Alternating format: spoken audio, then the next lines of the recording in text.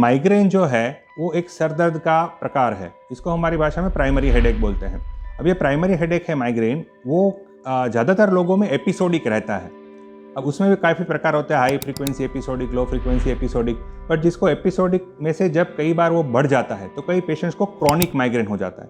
Chronic माने हम शुद्ध हिंदी में बात करें तो हठीला दर्द हो जाता है। और इसको हम डिफिनीशन है उसके मुताबिक हम सोचे तो ये ऐसा रहता है कि अगर किसी पेशेंट को 15 दिन से ज़्यादा दर्द रहता है एक महीने में, और कंटिन्यूस 3 महीने से ज़्यादा ऐसा रहा कि एक महीने में 15 दिन से ज़्यादा दर्द रहा, और उसमें 8 दिन ऐसे निकले कि जिसमें वो सीवियर माइग्रेनस दर्द रहता है पेशेंट को, तो हम उनको क्रॉनिक माइग्रेन करके लेबल करते हैं। और क्रॉनिक माइग्रेन के ट्रीटमेंट जो होती है वो थोड़ी ज़्यादा कठिन रहती है। एपिसोडिक माइग्रेन में अच्छा कंट्रोल की संभावना ज़्यादा रहती है, लेकिन क्रॉनिक माइग्रेन में एकदम अच्छा कंट्रोल आना थोड़ा मुश्किल हो जाता है और बहुत ज़्यादा समय लगा देता है। उसको क्राइटेरिया में डिफाइन इसीलिए किया गया है कि क्रॉनिक माइग्रेन को हमें ज़्यादा अच्छी तरह से अलग तरीके से अप्रोच करना पड़ता है।